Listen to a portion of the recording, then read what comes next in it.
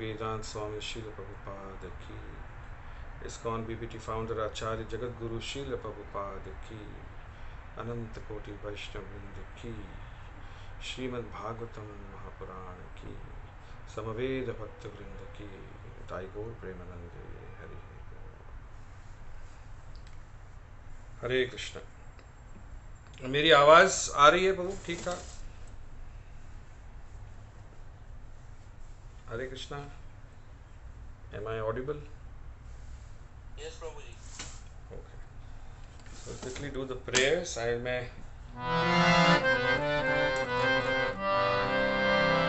Om Namo Bhagavate Vasudevaya. Om Namo Bhagavate Vasudevaya. Om Namo Bhagavate Vasudevaya. Narayanam Namaskritya Naram Chaiva Narottamam Devim Saraswatim Vyasam Tato Jayamudiraye Nashtaprayeshva Bhadreshu Nityam Bhagavat Sevaya Bhagavati Uttama Shloke Bhaktir Bhavati Naishtiki Om Ajnantimirandhasya Jnananjanashalakaya Chakshurunmilitam Yena Tasmai Shri Gurave Namaha Shri Chaitanya Manobhishtam Sthapitam Yena Bhutale Swayam Rupa Kadamahyam Dadati Swakadantikam Vandeham Shri Guru Shri Uttapadakamalam Shri Guru Vaishnavanscha Shri Rupam Sagrajata Sahagana Raghunathanvitam Tam Sajivam Sadvaitam Savadhutam Parijana Sahitam Krishna Chaitanya Devam Shri Radha Krishna Pada Sahagana Lalita Shri Vishakhamritamscha Namo Vishnupadaya Krishna Presthaya Bhutale Srimate Bhaktivedanta Swami Nitinamini Namaste Saraswati Devi Gauravani Pracharini Nirvishesha Shunyavadi Pashatya Deshitarini He Krishna Karuna Sindhu Deenabandhu Jagatpate Gopesha Gopika Kanta Radha Kanta Namostute Tapta Kanchana Gaurani Radhe Vrindavaneshwari Rishabhanu Sute Devi Pranamami Hari Priye Vancha Kalpatarubhyascha Kripa Sindhubhyevacha Patitanam Pavanebhyo Vaishnavebhyo Namo Namaha Jai Shri Krishna Chaitanya Prabhu Nityananda Shri Advaita Gadadhara Shrivasadi Gaura Bhaktavrinda Hare Krishna Krishna Krishna Hare Hare Hare Rama Rama Rama Hare Hare।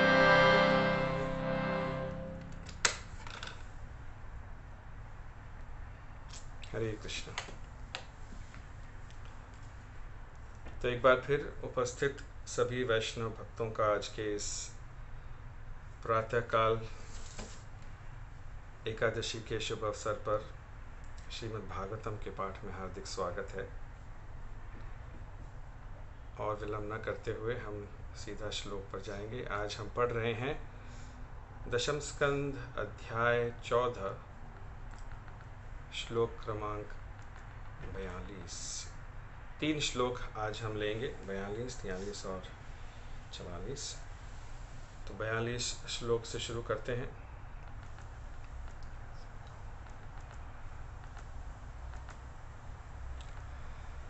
ततोऽनुज्ञाप्य भगवान् स्वभुवं प्रागवस्थितान् वत्सान् पुलिनमानिन्ये यथा पूर्वसखं स्वकम्।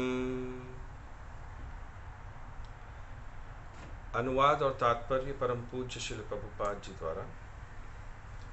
अपने पुत्र ब्रह्मा को प्रस्थान की अनुमति देकर भगवान ने बछड़ों को साथ ले लिया, जो अब भी वहीं थे जहां वे 1 वर्ष पूर्व थे, और उन्हें नदी के तट पर ले आए, जहां पर भगवान स्वयं पहले भोजन कर रहे थे और जहां पर उनके ग्वाल बाल मित्र पूर्ववत थे।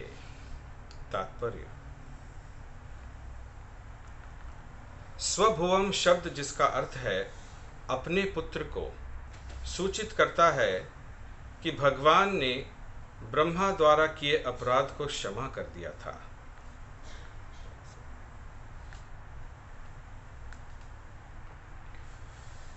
और उसे अब अपने पुत्र के समान स्नेह कर रहे थे। इस श्लोक में यह कहा गया है कि असली ग्वाल बाल सखा तथा बछड़े पूर्ववत यमुना तट पर तथा जंगल में थे। इससे पूर्व बछड़े जंगल में खो गए थे और कृष्ण उन्हें ढूंढने गए थे। उन्हें न पाके वह अपने ग्वाल मित्रों से स्थिति पर विचार विमर्श करने लौट आए थे, किंतु वे भी वहां से लुप्त हो चुके थे। अब पुनः गौएं जंगल में थीं और भोजन करने के लिए ग्वाल बाल नदी के तट पर थे। श्रील सनातन गोस्वामी के अनुसार बछड़े तथा ग्वाल बाल क्रमशः जंगल तथा नदी तट पर 1 साल तक रहते रहे। ब्रह्मा जी वास्तव में उन्हें किसी अन्य स्थान पर नहीं ले गए। भगवान की सर्वशक्ति युक्त माया से गोपियों तथा वृंदावन के अन्य वासियों ने तो बछड़ों तथा बालकों की ओर ध्यान दिया, न ही बछड़ों तथा बच्चों ने 1 वर्ष की अवधि गुजरते देखा या भूख प्यास अथवा ठंड का अनुभव किया। भगवान की माया द्वारा ये सारी लीलाएं नियोजित थी। ब्रह्मा ने सोचा, मैंने गोकुल के सारे बालकों तथा बछड़ों को अपनी योग शक्ति की शैया पर सुला रखा है और वे सब आज तक नहीं जगे हैं। उतनी ही संख्या में बालक तथा बछड़े पूरे वर्ष भर भगवान कृष्ण के साथ खेलते रहे, किंतु जिन्हें मैंने योग शक्ति द्वारा मोहित किया है उनसे ये भिन्न हैं। तो फिर वे कौन हैं? वे कहाँ से आए? भगवान से कुछ भी अदृश्य नहीं है। इसलिए भगवान कृष्ण बछड़ों तथा बालकों को खोजते हुए ब्रह्मा को मोहित करने की नाटकीय लीला का स्वांग कर रहे थे। जब ब्रह्मा स्तुति कर चुके तो कृष्ण असली बालकों तथा बछड़ों के पास लौट आए, जो बिल्कुल पहले की तरह लग रहे थे। यद्यपि 1 वर्ष की अवधि बीतने के कारण उनके कद में कुछ वृद्धि हो गई थी। श्रील विश्वनाथ चक्रवर्ती ठाकुर के अनुसार, चूंकि कृष्ण वृंदावन में भोले भाले किशोर ग्वाल बाल की क्रीड़ा कर रहे थे, अतः जब चतुर्मुख ब्रह्मा स्तुति कर चुके थे तो कृष्ण उनके समक्ष मौन बने रहे। कृष्ण की चुप्पी से निम्नलिखित भाव इंगित होते हैं। ये चतुर्मुख ब्रह्मा कहाँ से आए हैं? वे क्या कर रहे हैं? वे क्या बोले चले जा रहे हैं? मैं तो अपने बछड़ों की खोज में व्यस्त हूँ। मैं तो ग्वाल बाल ठहरा, मैं ये सब क्या समझूं? ब्रह्मा ने कृष्ण को सामान्य ग्वाल बाल समझकर उनके साथ व्यवहार किया था। ब्रह्मा की स्तुति स्वीकार करने के बाद कृष्ण ग्वाल बाल की तरह खेलते रहे। उन्होंने चतुर्मुख ब्रह्मा को कोई उत्तर नहीं दिया। कृष्ण को अपने ग्वाल बाल मित्रों से मिलने और यमुना नदी के तट पर भोजन करने की अधिक चिंता थी। अगला श्लोक। एकस्मिन्नपि यातेब्दे प्राणेशं चन्तरात्मनः कृष्णमाया हता राजन् क्षणार्धं मे निरेर्भक।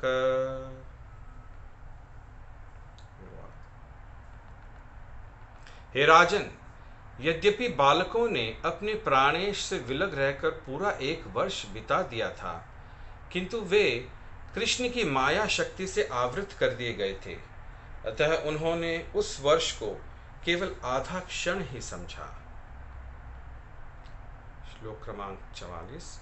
किम किम न विस्मरन्ति ह माया मोहित चेतसः यन्मोहितं जगत् सर्वं अभीक्ष्णं विस्मृतात्मकम्।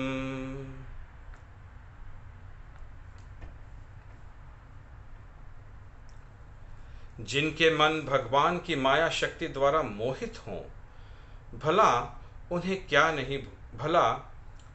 नहीं भूल जाता। माया की शक्ति से यह निखिल ब्रह्मांड निरंतर मोहग्रस्त रहता है और इस विस्मृति के वातावरण में कोई अपनी पहचान नहीं समझ सकता।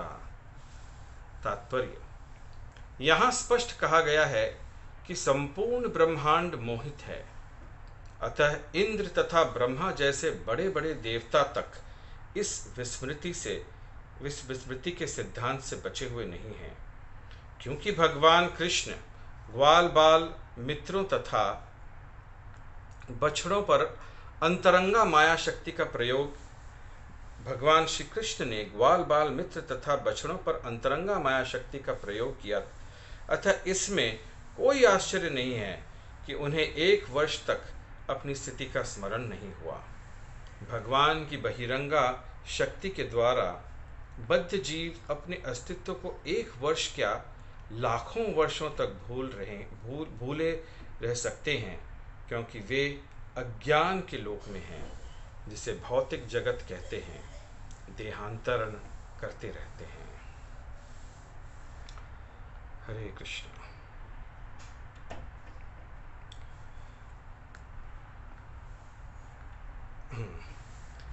तो ये बड़ा ही सुंदर प्रसंग चल रहा है। कई दिनों से इस प्रसंग पर चर्चा कर रहे हैं। इस लीला को सभी ने सुना है, ब्रह्म विमोहन लीला। तो आइए आज इस ब्रह्म विमोहन लीला से संबंधित कुछ ऐसे दर्शन सिद्धांतों को हम थोड़ा समझने का प्रयत्न करें।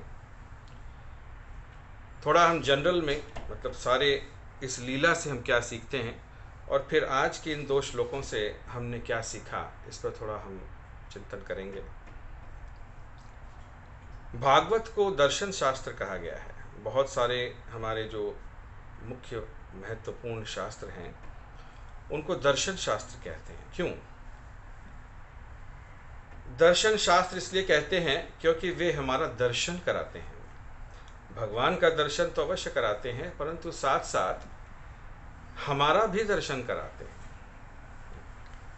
देखिए, दर्शन दर्पण में किया जाता है। प्रतिदिन हम सुबह उठकर सबसे पहले दर्पण के आगे आते हैं, और अधिकतर ये सोच के प्रसन्न रहते हैं कि अभी मैं जवान हूँ, अच्छा लग रहा हूँ, अच्छी लग रही हूँ, और इस तरह से अपने स्वयं को देखकर प्रसन्न होते हैं, मोहित होते हैं। परंतु श्री प्रभुपाद की असीम कृपा है कि सबसे पहले प्रभुपाद ने यह नियम बनाया है कि सुबह के दिन सुबह सुबह आकर दर्शन करें भागवत रूपी दर्पण के सामने आकर। तो ये जो ब्रह्म विमोहन लीला है, ये वास्तव में ब्रह्म विमोहन लीला नहीं है, ये स्वयं विमोहन लीला है। और इस लीला से भगवान हम सब लोगों को ये बताना चाहते हैं कि इस पूरे ब्रह्मांड में कोई भी क्यों ना हो, चाहे वो जगत धाता, जैसे पिछले श्लोक में भगवान जब सुखदेव गोस्वामी वर्णन करते हैं, नत्वाभीष्टम जगत धाता स्वधाम प्रत्यपद्यत, कि इस तरह से अपनी प्रार्थनाएं अर्पण करने के बाद जगत धाता भगवान श्री कृष्ण के चरणों में नतमस्तक होकर फिर अपने धाम चले गए। तो कोई भी क्यों न हो, जगत धाता भी भगवान की इस विस्मरणीय शक्ति से परे नहीं है।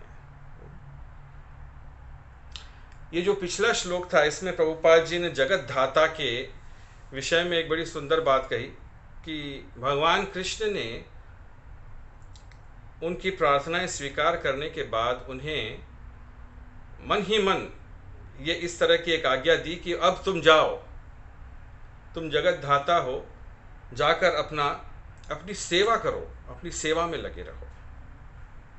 तो प्रभुपाद जी ने मुख्य रूप से अपने तात्पर्य में इसका उल्लेख किया कि ये बहुत आवश्यक है भक्तों के लिए समझना कि हमारी जो सेवाएं हमें दी गई हैं, ये सेवाएं भगवान के सानिध्य से, भगवान के धाम में जाकर रहने से भी ज़्यादा महत्वपूर्ण हैं।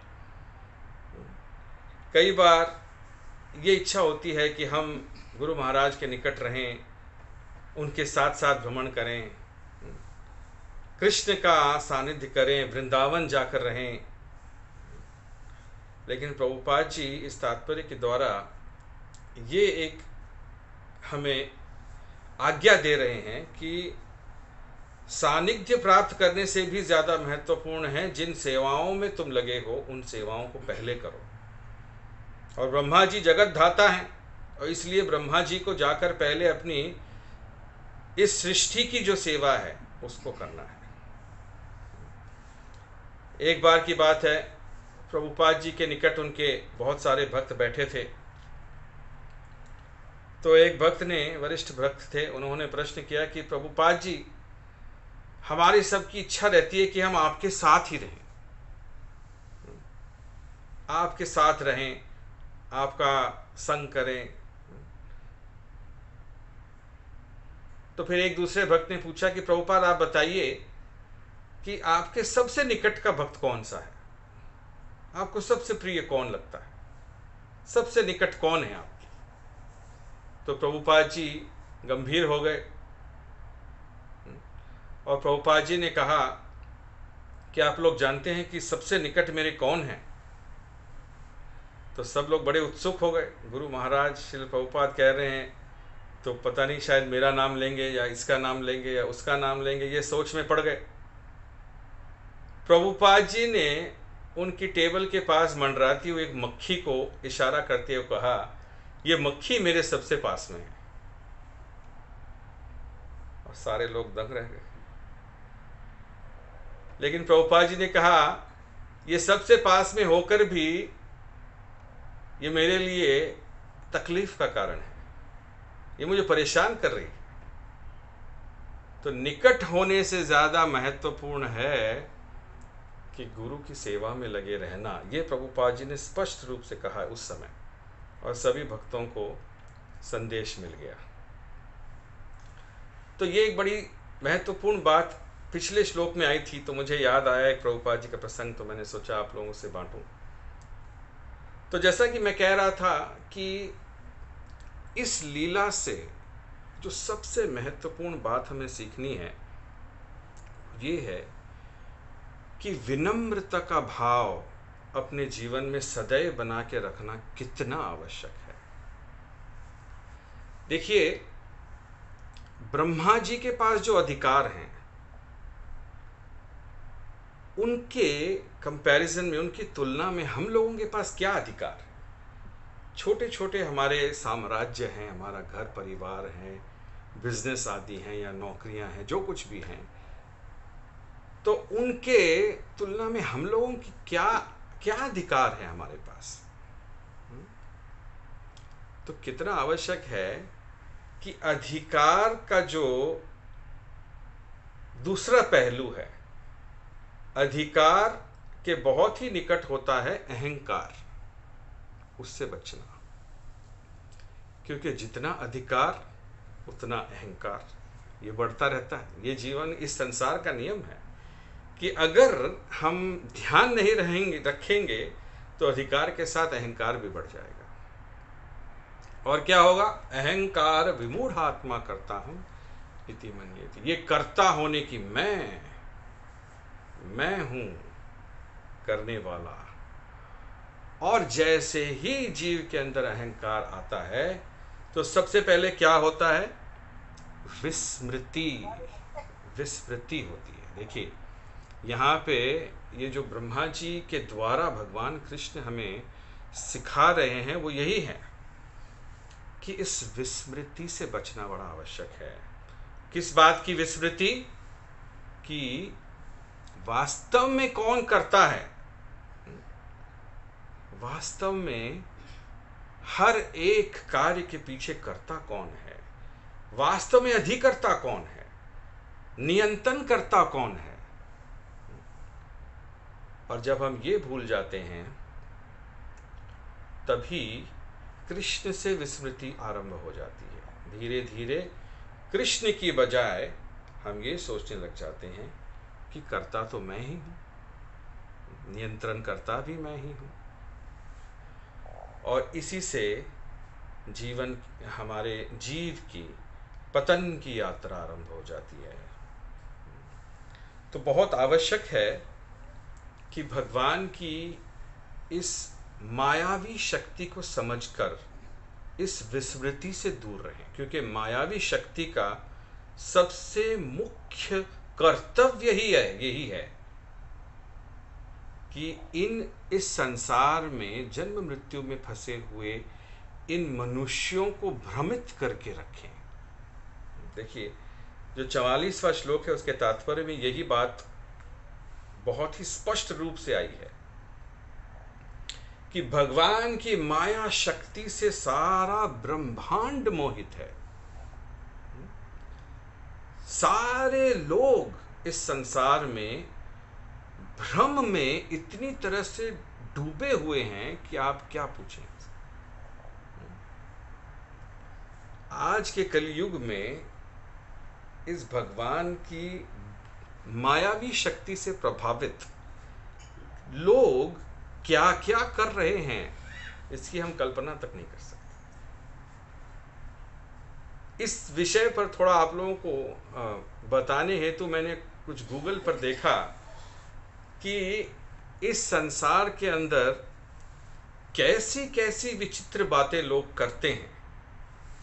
तो उसमें एक विषय आया कि द मोस्ट बिजार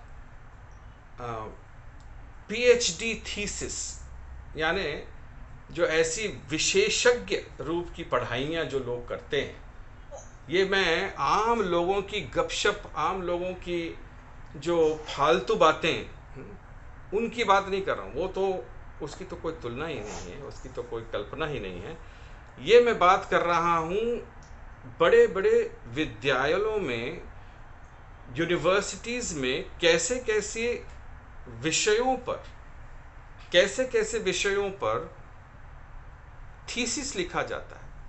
आप दंग रह जाएंगे सुनकर। एक विषय है गीली अंडरवेयर से क्या क्या उस दुष्परिणाम होते हैं। ये एक थीसिस का सब्जेक्ट है। आप कल्पना लगाइए, ये भगवान की जो माया शक्ति है इसका प्रभाव देखिए। एक और विषय है, ये वुडपेकर जो पक्षी होता है ना, जो वो पेड़ों में अपनी चोंच से मार मार के छेद करता है, तो इस बात पर भी चर्चा और बहुत ज़्यादा इस पर चिंतन किया जा रहा है कि वुडपेकर को सरदर्द होता है या नहीं।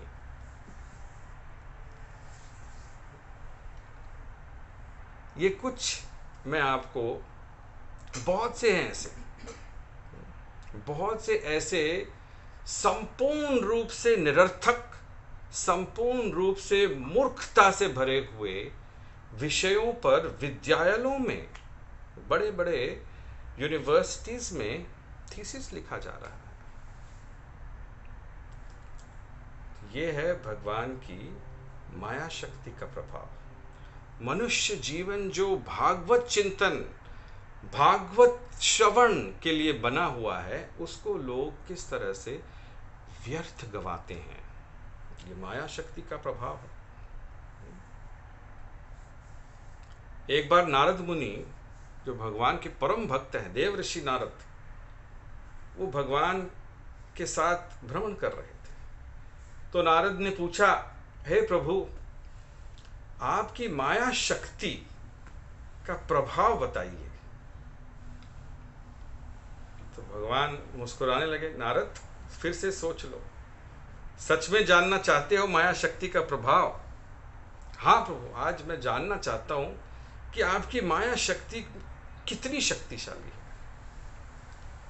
तो चलने लगे, चलते चलते भगवान रुके, बोले थोड़ा विश्राम करते हैं, बैठ जाते हैं यहाँ पर। तो बैठ गए। तो भगवान ने कहा, नारद बड़ी प्यास लगी, जाओ थोड़ा पानी देख कर आओ कहीं, फिर मैं तुम्हें बताऊंगा। तो नारद मुनि चले गए पानी ढूंढने। थोड़ा दूर देखा तो कोई गांव था, गांव की तरफ चले गए, यहाँ मिल जाएगा मेरे प्रभु के लिए पानी। गए, खटखटाया दरवाज़ा, दरवाज़ा खुला। तो जैसे ही दरवाज़ा खुला तो नारद मुनि का मुंह भी खुला रह गया। क्यों? क्योंकि सामने एक ऐसी परम सुंदरी खड़ी थी और नारद मुनि स्तब्ध रह गए कुछ देर के लिए, कुछ क्षणों के लिए सोच में पड़ गए कि ये क्या देख रहा हूं मैं। और नारद मुनि के मुख से पहली बात निकली, मुझसे विवाह करोगी? ब्रह्मचारी नारद मुनि के मुख से सबसे पहली बात निकली, मुझसे विवाह करोगी? आगे की कहानी आप लोगों को पता ही होगी, फास्ट फॉरवर्ड में बता देता हूं। नारद मुनि का विवाह हुआ, नारद मुनि के बच्चे हुए, नारद मुनि के बच्चे बड़े हो गए, नारद मुनि के पोते पोतियां हो गए। और एक दिन नारद मुनि अपनी बूढ़ी पत्नी के पास हाथ में हाथ लिए बैठे हैं, कहते हैं देखो कितना सुंदर हमारा जीवन है, कितनी खुशहाली है हमारे चारों तरफ, हमारे बच्चे इतने होनहार हैं, उनके बच्चे भी आज हमारे पास हैं। इससे बढ़कर दुनिया में और क्या चाहिए, और क्या खुशी चाहिए? और उसी समय एक भयंकर बाढ़ आने लगी, और बाढ़ भी इतनी भयंकर थी कि कल्पना नहीं कर सकते। सब कुछ विलीन होने लगा, पानी में डूबने लगा, और सब लगे चिल्लाने लगे, लोग दौड़ रहे हैं, भाग रहे हैं। नारद मुनि भी परेशान हो गए, अरे मेरी पत्नी को क्या होगा, अरे मेरे बच्चों को क्या होगा, अरे मेरे घर का क्या होगा, सब कुछ डूब रहा है, सब कुछ विनाश। और सबको कोशिश करते करते नारद मुनि अपनी आंखों के सामने सब कुछ बर्बाद होता हुआ देख गए। और फिर उसी क्षण नारद मुनि ने फिर से अपने आप को भगवान कृष्ण के सामने पाया। और भगवान ने पूछा, अरे नारद पानी कहाँ है, तुम तो पानी लाने गए थे। और नारद मुनि अपने भगवान के चरणों में गिर गए। ये सब कुछ, ये जो इतना बड़ा काल जो नारद मुनि ने देखा था, ये सब कुछ ही पलों में भगवान की माया शक्ति ने नारद मुनि को दिखाया। देखिए भक्तों, ये नारद मुनि की नहीं, हम सब की कहानी है। अनादि काल से हम लोग इस भौतिक संसार में भटक रहे हैं और क्या सोच रहे हैं, ये मेरा परिवार है, ये मेरा घर है, ये मेरा समुदाय है, ये मेरा देश है, ये मेरी जाति है, ये मैं हूँ। और इस तरह से अलग अलग प्रकार की मिथ्या उपाधियों में हम डूबकर अपनी वास्तविक उपाधि जीवेर स्वरूप होय कृष्णेर नित्य दास, इससे विस्मृति में चले गए हैं, इससे पूर्ण रूप से दूर हो गए हैं। और इसी के कारण ये जन्म मृत्यु का चक्र चलता जा रहा है।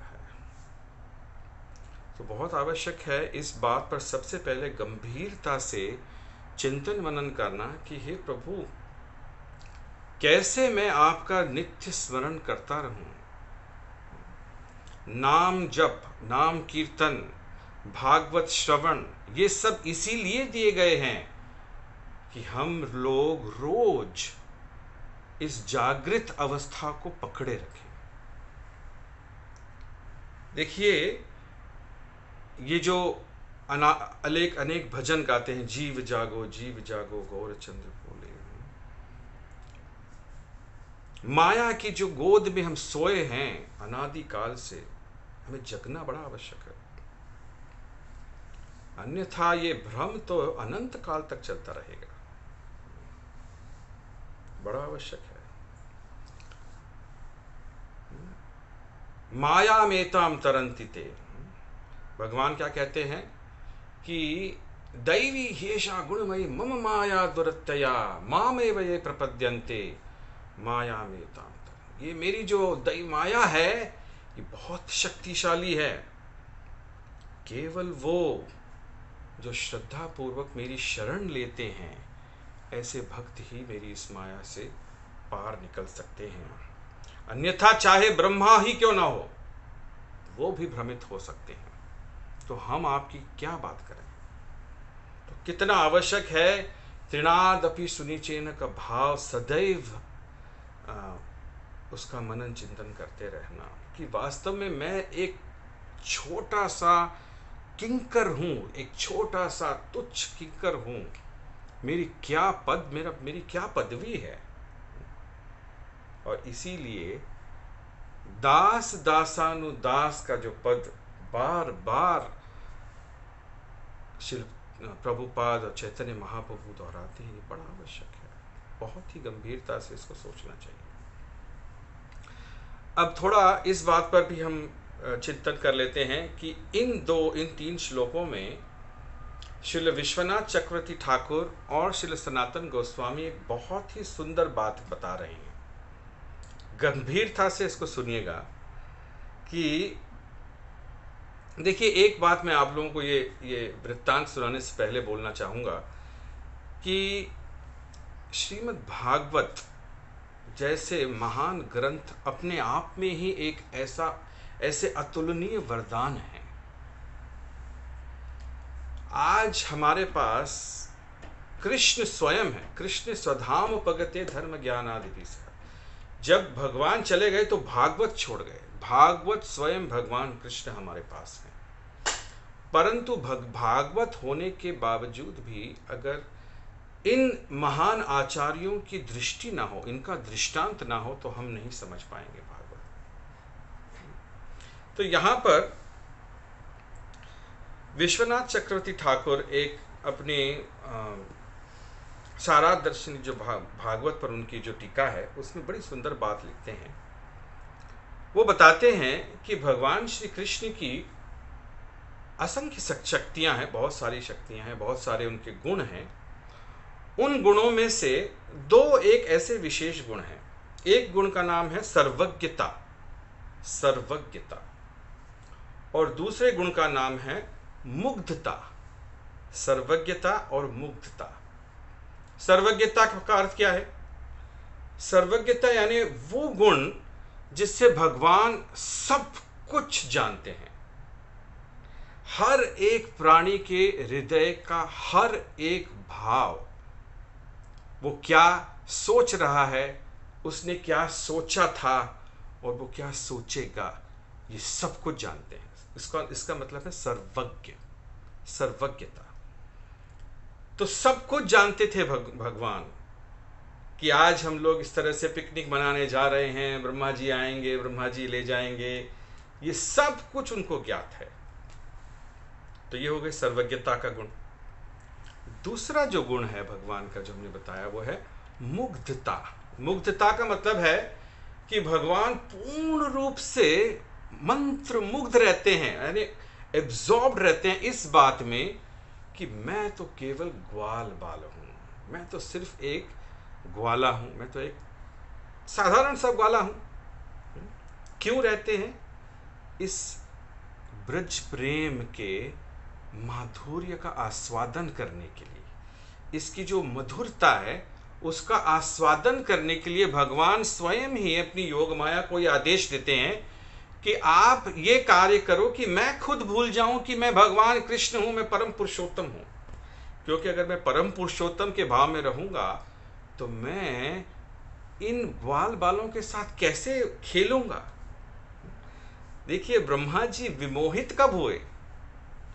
ब्रह्मा जी ने जब देखा कि अरे ये परम पुरुष कैसे हो सकते हैं, अपने ग्वाल बालों मित्रों के मुख से निकाल कर भोजन खा रहे हैं। अब बताइए, जी गोस्वामी वर्णन करते हैं कि ब्रह्मा जी का सर तब पूरी तरह से घूम गया जब मधुमंगल ने अपने मुंह में बहुत सारी छाछ भर ली और कृष्ण के आगे आकर ऐसे मुंह कर खड़े हो गए। और कृष्ण ने क्या किया, अपने दोनों हाथों से उनके गालों को जोर से मारा और वो सारी छाछ कृष्ण के चेहरे पर, और कृष्ण उसको चाटने लगे। ये देखकर ब्रह्मा जी पूरी तरह से भ्रमित हो गए कि ये नहीं हो सकते, ये कृष्ण नहीं, ये भगवान नहीं हो सकते, मुझे टेस्ट करना पड़ेगा, मुझे देखना पड़ेगा। तो ये जो ब्रज की का जो प्रेम है जो भगवान के हृदय में है, ये अगर योग माया का वो आवरण ना हो, मुग्धता का, तो कैसे होगा ये? तो इसके इस दृष्टांत के बाद विश्वनाथ चक्रवर्ती ठाकुर एक बहुत ही सुंदर प्रश्न उठाते हैं कि अब आप देखिए, इस लीला में भगवान कृष्ण ने ब्रह्मा जी की सारी प्रार्थनाएं सुन ली, प्रसन्न भी हो गए और ब्रह्मा जी को ये आदेश भी दे दिया कि अब तुम जाओ। और साथ ही साथ ये वर्णन भी आया कि भगवान ये सोचने लगे कि ये कौन है, क्यों आए हैं ब्रह्मा जी, ये क्या बोल रहे हैं। तो विश्वनाथ चक्रवर्ती ठाकुर समझाते हैं कि जो प्रार्थनाएं सुनी थी वो भगवान कृष्ण के अंदर जो नारायण स्वरूप हैं, जो विष्णु स्वरूप है, उन्होंने सुनी थी। और उन्होंने सुनकर भगवान ने वो जो यहाँ पर पुत्र का, सुपुत्र का वर्णन आता है, अपने पुत्र को क्षमा कर दिया और क्षमा कर कर उन्हें कहा अब आप जाओ। लेकिन ये जो दूसरा विचार आया था कि ये कौन है, ये यहाँ क्यों आए हैं, इन्होंने ये सब क्या किया, ये था स्वयं ब्रजेंद्र कृष्ण के हृदय के भाव, जो वो मुग्धता के लक्षण हैं। तो विश्वनाथ चक्रवर्ती ठाकुर एक प्रश्न उठाते हैं कि यदि किसी भक्त को वृंदावन कृष्ण की प्रार्थना करनी हो,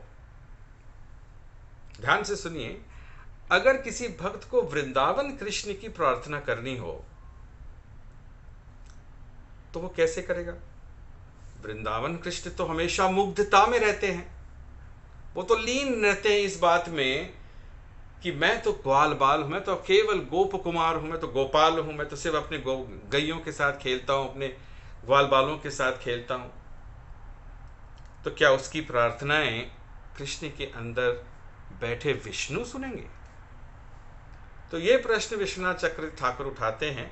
अब मैं आगे बताने से पहले इस बात पे आप लोगों का ध्यान आकर्षण करना चाहूंगा कि यदि विश्वनाथ चक्रवर्ती ठाकुर हमें ये बात नहीं बताते तो कभी नहीं सोचते थे हम लोग, सोचते थे कोई इतनी गहराई में इन सारी लीलाओं का मर्म इन दिव्य आचार्यों के द्वारा इसीलिए बाहर आता है क्योंकि ये साधारण व्यक्ति नहीं है, साक्षात कृष्ण की लीलाओं से आए हुए उनके सबसे परम निकट के गोपी मंजरियां हैं, जो कृष्ण के हृदय को पूर्ण रूप से समझते हैं। तो बड़ा ही रोचक लगा मुझे ये, और मैं फिर बाद में उन्होंने उत्तर भी दिया। उन्होंने बताया, विश्वनाथ चक्रवर्ती ठाकुर इस बात का संबोधन कर कर ये बताते हैं कि जब भगवान कृष्ण, अब देखिए यहाँ पर फिर योग माया का रोल यहाँ पर आएगा कि जब भगवान कृष्ण ये देखते हैं कि उनके सबसे निकटतम प्रियतम ब्रजवासी किसी ऐसी परिस्थिति में है जहां पर उन्हें कोई हानि पहुंच जाएगी, किसी खतरे में है, तो वो कहते हैं योग माया को कि तुरंत मेरा जो सर्वशक्तिशाली परम पुरुषोत्तम भगवान वाला जो स्वरूप है वो आगे ले आओ, क्योंकि उस समय अगर मैं एक साधारण सा ग्वाला हूं, इस भाव में रहूंगा तो इनकी रक्षा कैसे होगी, इनकी रक्षा कैसे होगी। तो जब जब राक्षसों ने आक्रमण किया, जब जब किसी भी प्रकार की विपदा आई तो योग माया द्वारा ये मुग्धता का आवरण हटा दिया जाता है। और भगवान श्री कृष्ण जब पूरे दावानल को अपने मुख में ले रहे थे, तब वो ये नहीं सोच रहे थे कि मैं तो साधारण सा ग्वाला हूं। तब वो यही सोच रहे थे कि मैं परम पुरुष हूं, इन लोगों का इनका रखवाला हूं, ये सारे मेरे अति प्रिय भक्त हैं। तो विश्वनाथ चक्रवर्ती ठाकुर एक बहुत महत्वपूर्ण बात यहाँ कहते हैं कि इस बात को समझना जरूरी है कि वास्तव में ब्रजेंद्र नंद कृष्ण की प्रार्थना अगर हमें करनी हो, उनकी सेवा की प्रार्थना करनी हो, तो उनके भक्तों के द्वारा ही हम कर सकते हैं। क्योंकि ये जो आवरण है, ये भगवान अपने ब्रज के भक्तों के, ब्रजवासियों के लिए कभी नहीं रखते, और वो बदलता रहता है।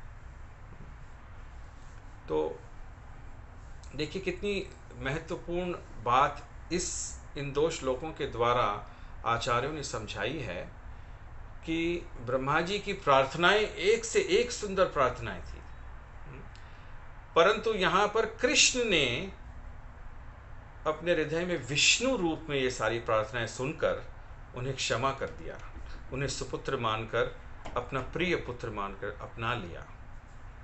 लेकिन क्योंकि वो चाहते थे कि उनकी ये जो मधुर लीला है अपने ग्वाल बालों के साथ, अपने सखाओं के साथ, ये उसी मधुरता से चलती रहे,